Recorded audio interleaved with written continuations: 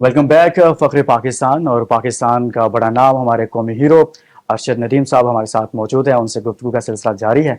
बहुत सारे यंगस्टर्स ऐसे हैं जो सिर्फ न जेवलिन बल्कि बाकी गेम्स में भी हैं, और वो कहीं ना कहीं हम सारा क्रिकेट को खेलते हैं, डिस्कस करते हैं, उसकी बात करते हैं, लेकिन बाकी गेम्स की हमारे मुल्क में आपको भी पता है नहीं बात होती है। आपने तो मनवाया ना कि भाई आप करो मेरी बात। अल्हम्दुलिल्लाह। तो इसलिए मैं कहता हूँ जो यंगस्टर्स जो जहां भी बैठा हुआ है लेकिन वो स्पोर्ट्स के साथ जुड़ा हुआ है, उसको पता चले अगर कि देखा अर्शद जाए नदीम तो के पास भाई ये चीज नहीं थी, लेकिन उसने करके दिखाया, मैं भी करूंगा। पाकिस्तान में टैलेंट की कमी नहीं है। अगर कमी है तो वो हमारे पास वर्ल्ड लेवल की फैसिलिटीज नहीं है। तो जैसे कि अगर देखा है तो अल्हम्दुलिल्लाह आप सबने देखा है कि मेरी जितनी मेहनत है, मेरे कोच साहब की, उस्मान भट्ट साहब की, और वो कहते हैं कि बहुत सारी मैंने चीजें सुनी है पाकिस्तान में कि यार हमारे पास ये नहीं है, वो नहीं है। वो चीजें साथ साथ चलती रहती हैं, लेकिन आप मेहनत ना छोड़ें, मेहनत करते रहें तो अल्लाह ताला उसका सिला दे ही देता है। तो आपने मेहनत की, आपको उसका सिला मिल गया, अल्हम्दुलिल्लाह। अच्छा। आप मैं स्पोर्ट्स शो भी करता हूँ, तो उसमें हमने देखा कि आप जब ओलंपिक्स के लिए तैयारी कर रहे थे तो एक खबर आती है, मैंने उसको डिस्कस किया कि आपने शायद कोई मुतालबा किया था कि पंजाब स्पोर्ट्स स्टेडियम में जहाँ पर आप ट्रेनिंग करते हैं वहाँ बहुत सारे लोग होते हैं, रश होता है, जेवलिन फेंकने से पहले आपको थोड़ा प्रॉब्लम होती है, ऐसा था? कोई मसाइल आ रहे थे? बिल्कुल आ रहे थे, मसाइल आ रहे थे, लेकिन उसको भी साथ साथ हैंडल किया। खुद ही आवाजें दे दी भाई पीछे हट जाओ, लग ना जाए, आवाजें ज्यादा लोग होते ये नहीं होता था। कोच साहब थे माशाल्लाह, लोगों को कहते थे कि यार जैवलिन हो रहा है, कहीं लग ना जाए। और बात कर ये भी होता था कि ये नहीं कि रोज ही आपके साथ होता है, कभी कभार होता था कि जैसे मैंने अभी ओलंपिक्स में जाना था, तो उस वक्त फिर वो साफ ज़ाहिर है कि सारे लोग देखने भी आ रहे थे कि यार अर्शद नदीम जा रहा है ओलंपिक्स में, तो ये वो उसकी वजह से रश भी हो जाता था, बात करने भी होता था। लेकिन मैं कहता हूँ कि ये चीजें जो है ना नहीं होनी चाहिए। आप एक प्रॉपर जो है ना वो स्टेडियम बना दें एथलेटिक्स का, जहाँ पे सिर्फ एथलेटिक की जो है ना वो गेम्स हो। इसके लिए अलग से स्टेडियम, अलग सा एक स्टेडियम, सब लोग एक ही जगह पर ना हो, वहां तो ऐसे ही है ना। हाँ जी। तो आप मुतालबा करते हैं कि एक अलग से होना चाहिए, और आपने उस वक्त भी कहा था कि मुझे कोई चंद दिन के लिए ही कोई अलग से जगह मुख्तस कर दें जहां मैं प्रॉपर ट्रेनिंग कर सकूं। बिल्कुल ऐसे। वो किसी ने फिर उस वक्त तो दरअसल आपको पता है कि पाकिस्तान में एक एथलेटिक का ग्राउंड अलग है ही नहीं है, तो साफ ज़ाहिर है वो चीजें फिर साथ लेके चलनी पड़ती हैं। तो अभी इंशाल्लाह गवर्नमेंट इस पे इंशाल्लाह तवज्जो दे रही है। उम्मीद है कि इंशाल्लाह एक प्रॉपर हमारा जो एथलेटिक का स्टेडियम बनेगा जिसमें सिर्फ एथलेटिक ही होगी। अच्छा अरशद, आपने देखा कि बहुत सारे और भी नो दस्तगीर भट्ट आपके साथ, उन्होंने कॉमनवेल्थ गेम्स में जीते, वो मेरे शो में 2 बार आए, तो उन्होंने आपके जाने से पहले भी आपकी बड़ी तारीफ की और बड़ी नेक ख्वाहिशात का इजहार किया। तो उन्होंने मेरे से हमारे साथ एक शिकवा किया कि हमें हमारे सिस्टम में कुछ ऐसे मामलात हैं जिसकी वजह से मैं नहीं जा पाया, मैं जाता तो अरशद के साथ मैं भी कोई मेडल पाकिस्तान के लिए लेकर आता। तो वो है उनके अंदर इतना टैलेंट, वो ला सकते थे पाकिस्तान? जी जी बिल्कुल माशाल्लाह उसके अंदर टैलेंट है, और उन्होंने कॉमनवेल्थ गेम्स में माशाल्लाह गोल्ड जीता था, और मैंने भी गोल्ड जीता और रिकॉर्ड ब्रेक किया। तो बस हम सियासत का शिकार हो जाते हैं कभी कभार। तो मेरे ख्याल में ये चीजें नहीं होनी चाहिए। जो स्पोर्ट्स में आना ना, उनको सिर्फ स्पोर्ट्स करनी चाहिए, और मेरे ख्याल में उसको सियासत में या छोटी मोटी जो चीजें होती है ना वो नहीं होनी चाहिए। वो जो सियासत है, जो उनकी लड़ाइयाँ हैं, वो एक अलग उनका सिस्टम होना चाहिए कि यार आपकी लड़ाई है, ये खुद ही आप जो ना इनको हैंडल करें। जो स्पोर्ट्स मैन है उनको एक साइड पे रखना चाहिए कि यार आपने सिर्फ स्पोर्ट्स करनी है, तो बंदा परफॉर्म कर जाता है। वो यानी कि सियासत का वो उस मामले का शिकार हो गए जिस वजह से वो नहीं कर पाए। बिल्कुल ऐसे ही है, वो अच्छा परफॉर्म कर सकता था वो अगर जाते मेरे साथ ओलंपिक्स में भी, लेकिन मुझे नहीं इतना इल्म नहीं है क्योंकि मैं सोशल मीडिया से बहुत दूर रहता हूँ, तो मुझे इतना अंदाजा नहीं है, और मैंने कभी इतना नहीं, उन्होंने कहा कि मुझे यार क्वालिफाई ही नहीं करवाया गया और मेरे रास्ते में थोड़ा रुकावटें खड़ी की, मेरे मुकाबले में उसको भेजा। ये वो बेहतर जानते हैं, 8 से 9 मुकाबला। हाँ बिल्कुल, वो तो बिल्कुल वही जो आप जिसके साथ गुजरती है उसे पता होता है कि क्या उसके साथ मामला चल रहे हैं। अच्छा अर्शद, हमारे पास अब टाइम खत्म होने वाला है। आपके कोई बचपन के दोस्त जो आपको सपोर्ट करते रहे हो, आपको दोस्तों की तरफ से भी सपोर्ट मिली या नहीं? आपने कहा कि यार कोई बंदा साथ नहीं दे रहा इस मामले में, थे कोई दोस्त? शुरू में थे, कहते थे यार आप जैवलिन ने शुरू कर दिया आपने, आपकी क्रिकेट की बड़ी अच्छी गेम है। तो क्रिकेट में थे सारे, वो सारे क्रिकेटर थे, तो वो कहते यार क्रिकेट में आगे जाओ। तो फिर आहिस्ता था बड़े भाई जो थे उन्होंने फिर इस गेम पे लगाया। तो शुरू में बाकी की जैसे आपने बोला है कि किसी को पता नहीं था, लेकिन एक स्कूल लेवल पे ये खेली जाती है तो वहां पे थोड़ा बहुत लोगों को पता था। तो फिर मैंने भी स्टार्ट कर दी, भाइयों ने स्टार्ट करवा दी। तो रशीद अहमद साकी साहब ने फिर कहा कि यार आप जैवलिन करो, छोड़ दो सारी गेम्स।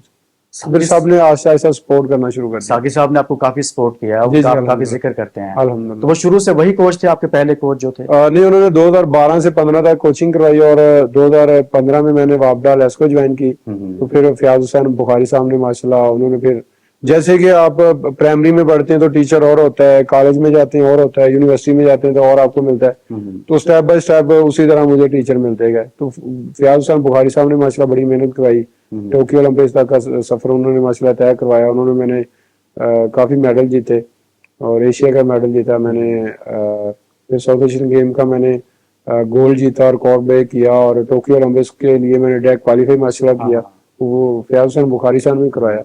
लेकिन टोक्यो ओलंपिक्स के बाद जितनी भी बड़ी अचीवमेंट है वो माशाल्लाह सलमान इकबाल भट्ट साहब की है। उन्होंने बड़ी मेहनत करवाई है और आगे भी इंशाल्लाह हम करेंगे।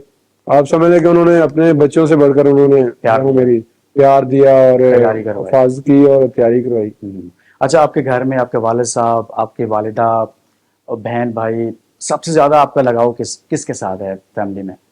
फैमिली में सबसे ज्यादा वालिदैन से तो होता ही होता है। हाँ। लेकिन ज्यादा अगर देखा जाए तो भाइयों में सबसे जो बड़े भाई है मेरे शाहर नदीम भाई, और वो माशाल्लाह घर में होते थे कि अगर किसी ने डांट दिया कि यार छोड़ दो गेम, तो वो कहते थे कि यार इसको कुछ ना कहें, इसको बस करने दे, जो कर रहा है ना इसको करने दे, इसकी एज ही है अभी, इसको नहीं इतना इल्म, लेकिन जो कर रहा है ना इसको करने दे। हम खबरदार आइंदा अगर अरशद को किसी ने रोका, अभी मैं बड़ा हूं ना तो मैं संभालूंगा, मैं इंशाल्लाह सारा कवर कर दूंगा, आप इनको खेलने दें, इनको खेलने दे। उनकी माशाल्लाह तब से समझ लेके उनका प्यार भी मेरे साथ बढ़ा है और मेरा भी उनके साथ बहुत ज्यादा प्यार है। तो माशाल्लाह उन्होंने कभी भी ये नहीं महसूस होने दिया कि यार कि आपको मतलब कमी हो रही है। हाँ, कोई कमी हो रही है, कोई आप समझ रहे हैं, लेकिन उन्होंने कहा कि नहीं, मैं वो किरदार अदा करूंगा। वो बात कर जाता भी रहा, पैसे नहीं होने तो उन्होंने मुझे चोरी चोरी दे देने, ये लो यार मेरी तनख्वाह से।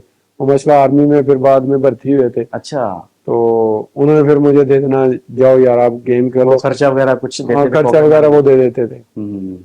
तो इसी तरह रशीद अहमद साकी साहब माशाल्लाह उनका भी सेम ही था। जब भी मैंने कहीं जाना तो उन्होंने मुझे पैसे देने, यार ये खर्चा मैं रख लो, अब देसी डाइट खाते हो तो बाहर से लेके खा लेना, क्योंकि वहां से पता नहीं किस तरह की डाइट मिलती है। अच्छा, ये डाइट इसकी क्या है? मतलब हम कबड्डी के प्लेयर्स को देखते हैं कि वो सरदइयां घोल रहे हैं, बादाम चल रहे हैं, सारा बैठे हुए हैं डेरा लगाकर, इसकी क्या डाइट होती है? इसकी कोई डिफरेंट होता है? नहीं, डिफरेंट नहीं होता। दरअसल मेरी जो है ना वो बचपन से जो आपको पता है कि गांव में रहने वाला, तो देसी चीजें मैंने शुरू से खाना शुरू की। तो वो फिर आपको पता है कि वो मक्खन वगैरह खाते थे बस, मक्खन, देसी घी हो गया, देसी अंडे हो गया, इस तरह की टोटली देसी चीजें होती हैं।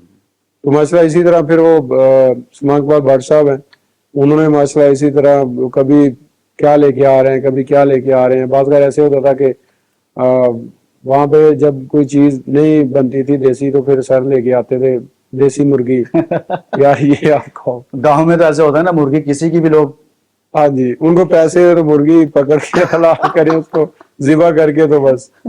हाँ सही है। कुछ लोग पैसे दिए बगैर भी कहते हैं भाई आ जाओ मुर्गी। हाँ, वो जब मैं माशाल्लाह जैसे मैंने पंजाब में ऐसे दिन की मुर्गी पकड़ी कोई नहीं अल्हम्दुलिल्लाह आज तक अल्लाह का शुक्र है कि इस तरह का कभी कोई सीन नहीं हुआ, ना ये अल्लाह करवाई किसी से। नहीं, मैं वैसे लाइटर नोट पर बात कर रहा था। अल्हम्दुलिल्लाह सही है। अच्छा, हमारे यंगस्टर्स बहुत सारे थोड़ा मायूस भी होते हैं हालात को देखकर कि यार हमारे पास ये नहीं है, घर से सपोर्ट नहीं है, या सपोर्ट है तो बाहर से हालात सपोर्ट नहीं कर रहे।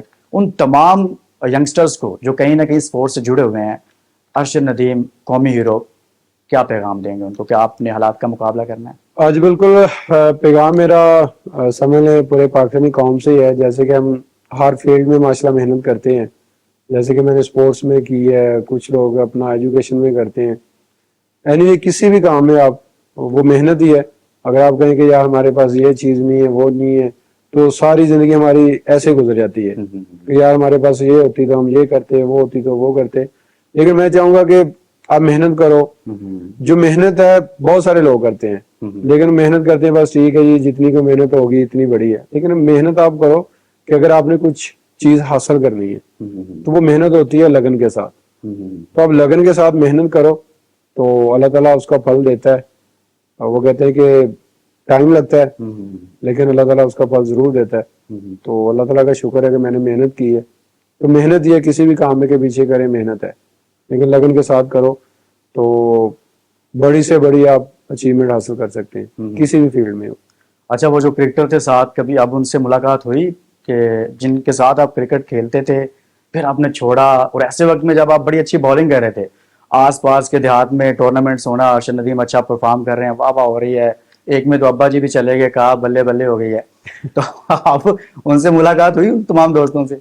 नहीं, फिर वो आहिस्ता था, जैसे मैंने क्रिकेट छोड़ना शुरू की, मेरे ख्याल में 2016-17 में मैंने छोड़ दी थी मुकम्मल। अच्छा अच्छा। तो जब मैं गांव में जाता हूँ तो माशाल्लाह गांव में सारे, फिर वो जैसे कि टूर्नामेंट हो रहा है या किसी ने मैच रख लिया तो वहां पे आते हैं, तो फिर मैं शुक्र मेला लगा लेता हूँ वहां पे जाके, लेकिन बॉलिंग नहीं करवाता, हाँ। बैटिंग जाके कर लेता अब हूँ। आपने कहा भाई मैं स्टार बन गया, अब आप बॉलिंग करें, नहीं नहीं, जरा ऐसी फील्डिंग ऐसी लगाएं, ऐसी अरशद नदीम साहब आए हुए हैं। ऐसी बात नहीं थी। वो इसलिए कि आपको पता है कि जेवलिन का और बॉलिंग का जो है ना, उसके लिए हाँ, अलग आपने थोड़ा सा एहतियात भी करनी थी। तो बॉलिंग में इसलिए नहीं करता था कि वो एल्बो का इशू बनता था, तो मैंने उनको कहना कि यार एल्बो का इशू बनेगा तो काइंडली बॉलिंग ना कराएं, बस मुझे बैटिंग एक दो छक्का मुझसे खा लें आप। नहीं, मसला छक्के मारते थे वैसे? बैटिंग में मसला अच्छी होगी ये थी, तो और आपने बहुत बड़ा छक्का मारा ना। मैंने मसला एक ओवर में 5-5 छक्के भी लगाए हुए हैं, हम्म। और छठी बॉल पे मैं छोड़ देता कि यार नहीं, छठी नहीं अब खेलनी। तुझे माफी है, वरना लोग कहेंगे यार इसने 6 छक्के खाए हैं, वो इसलिए आप करते थे बस माफ नहीं, किया जाए। माफ किया जाए। बहुत शुक्रिया thank Arshad you so Nadeem much. साहब, आपसे बात करके बहुत मजा आया, और एक Thank मरतबा you. फिर आपको एबीएन न्यूज की तरफ से और साफ मीडिया ग्रुप की तरफ से बहुत बहुत मुबारक हो। खैर मालिक। नाज़रीन, हमारे साथ मौजूद थे कौमी हीरो फ़ख्र पाकिस्तान अरशद नदीम साहब। उनकी इस तारीखी कामयाबी पर हमने बात की है। उम्मीद करते हैं कि आपको आज की ये गुफ्तगू बहुत पसंद आई होगी। इसके साथ ही अपना बहुत सारा ख्याल रखिए। हमें दीजिए इजाज़त। अल्लाह हाफ़िज़।